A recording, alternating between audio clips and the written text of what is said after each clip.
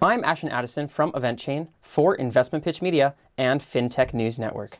And today on Blockchain Interviews, we have Travis Reeder, the CTO of GoChain. Travis, it's a pleasure to have you on the show today, and thank you for being here. Yeah, well, thanks for having me here. I'm excited to be on. You're very welcome. Let's kick it off by talking about GoChain. Could you please start by giving us an overview of why you originally created GoChain and what was the team's vision? Sure. So basically, our goal from the beginning was to fix Ethereum scaling problems. We kind of saw in late 2017, a bunch of activity was happening, CryptoKitties, things like that, where the network slowed to a halt and transaction fees went sky high. And my background's in cloud infrastructure, so I've been building, scalable systems for a long time. My previous company was a cloud infrastructure company. Our biggest problem was how to scale things. So we sold that, and then I also worked on Oracle's cloud after that, and then we started GoChain. But yeah, so we set out to do that, and our original goal was to try to get to 100x what Ethereum's at. And since they're only at 13 transactions per second, our target was 1,300. We just thought that was a good goal, and we accomplished that goal. At 13 transactions per second, you can't really even support a single application, let alone thousands or potentially hundreds of thousands in the future. So that was the original vision and goal, yeah. That's great. So you guys are providing more scalability than Ethereum and hopefully at less cost as well. What is the main difference between GoChain and Ethereum when people aren't familiar with either, really? What's the easiest way to describe the difference? Is it the consensus mechanism or? Yeah, so we tried to also, one of our goals is to be 100% compatible with Ethereum so that you could take all your smart contracts and your apps that use Ethereum and kind of shift over if you needed the performance. But yeah, to get those speeds, a lot of it was the consensus algorithm. We had to get rid of proof of work because that's just can't scale, period. So we switched to a consensus called proof of reputation, where we have big companies running nodes. For instance, Dish Networks is running a company, Sling TV, and a bunch of other companies, all around the globe. So our model is these big companies. You can trust them. There's a lot on the line. The reputation's on the line. And doing that, we also were able to be more decentralized, actually, if you look at the companies running them and geography, and orders of magnitude more green, like use less energy. So, at least 1,000, probably 10,000 times less energy than the Ethereum network. Wow. And you guys, I understand that you have the ability to run a public blockchain as well as private blockchains or hybrid blockchains. Why would enterprises be interested in running a private blockchain or a hybrid blockchain? Sure. So a common use case for this is banks trying to do settlements, cross-border settlements between banks. I think this is one of the ones where private blockchain is really shining. Instead of banks going through the SWIFT system, which actually uses human beings to verify transactions and things like that, you can use private blockchain networks between these banks and settle these transactions within seconds, kind of thing. And everybody agrees and comes to consensus on this blockchain. So that's a really good one. And you can imagine there's a bunch of use cases that companies might want to set up between different parties so they all agree on the same set of data, essentially. Mm-hmm. Yep. And I understand that Ethereum can also create private blockchains as well, but I'm guessing that still uses the proof of work consensus algorithm. Is that the reason that banks per se would be using GoChain rather than Ethereum? Yeah, they're really focused on the public network side of things. And it just so happens that the way we built our public network is, with this network of corporations running these nodes, it works great in a private environment too. And we've done some benchmarks and tests. Now, it wasn't only the consensus algorithm that we changed. We also optimized the code a lot. We've done a whole bunch of other stuff in the background. We've created ways to store the storage off in cloud storage, sort of offline, off the chain, so you don't have to have it all on disk, because these blockchains are getting really big now.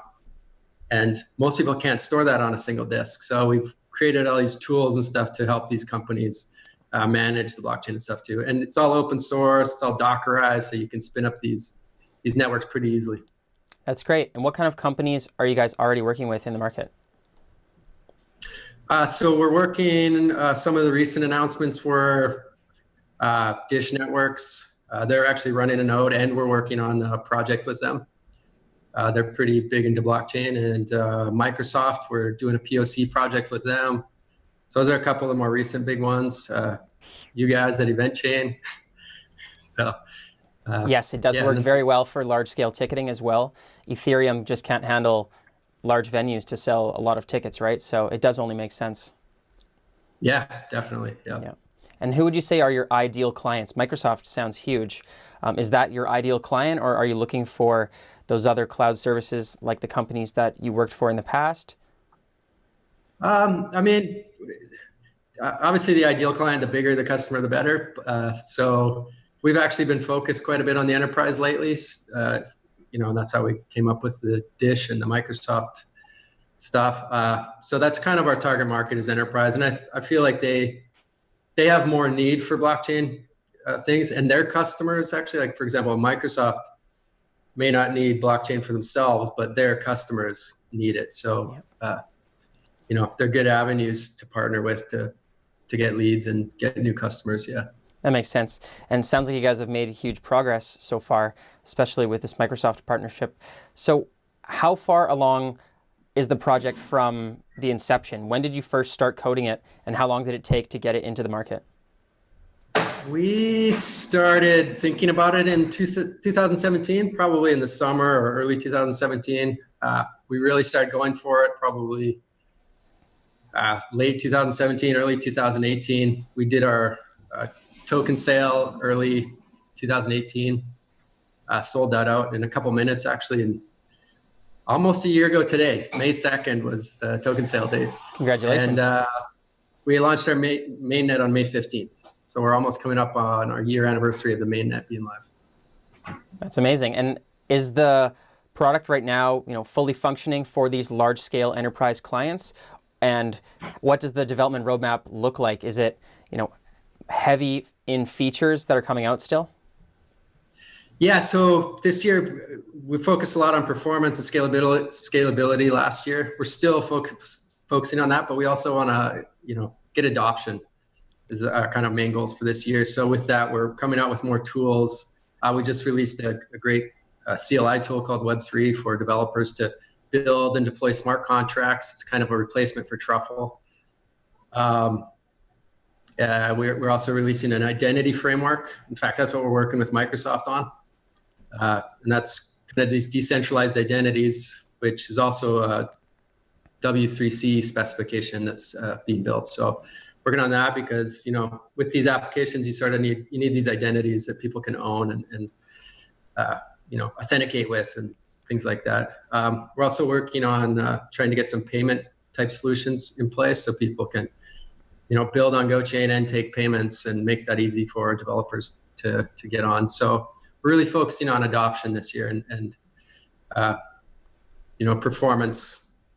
Performance is a constant thing, but we want to get other features out too. Yeah, with your current scalability, 1,300 transactions per second, you mentioned, is that going to be enough for all of these clients around the world simultaneously?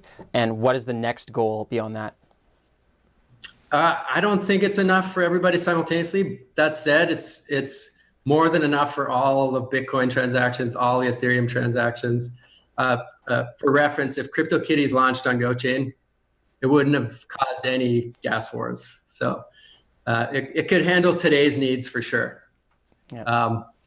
But it probably can't handle the future yet. So our next goal is to not do another 10x. We want to get to 13,000 transactions per second. That's kind of the next one. And then we'll be in this sort of the same realm of Visa transactions. So that's great. And how are you guys creating this into a sustainable business? Are there revenue models behind this? And if so, what does that look like right now?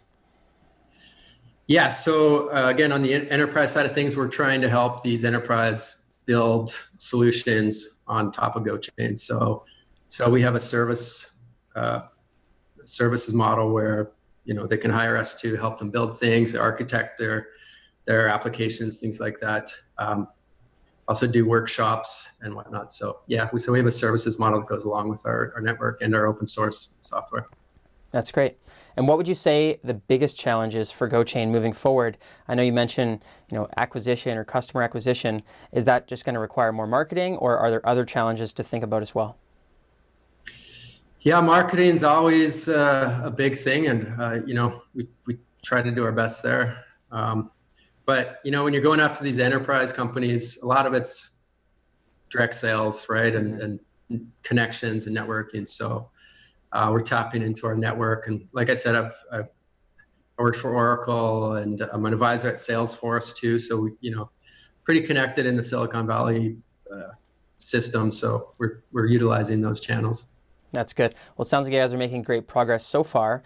If enterprise clients or other developers and people looking to get involved with GoChain are looking to find out more information, what's the best way to get in contact with you guys? They can go to our website at gochain.io or send us an email, info@gochain.io. And yeah, that's probably the best way. Awesome. Well, congratulations on all the success so far. I'm looking forward to seeing this 13,000 transactions per second that you're speaking of. And we'll see how the identity system works as well, because I know that's going to be very important, especially for banks and financial institutions. Without any KYC, you really have no idea who you're working with, right? So that sounds like a major milestone for GoChain. So let's follow up in the coming months when you've done some more development and we can see how GoChain is progressing. And until then, thank you so much for your time, Travis. Yeah, thank you, Ashton. Pleasure.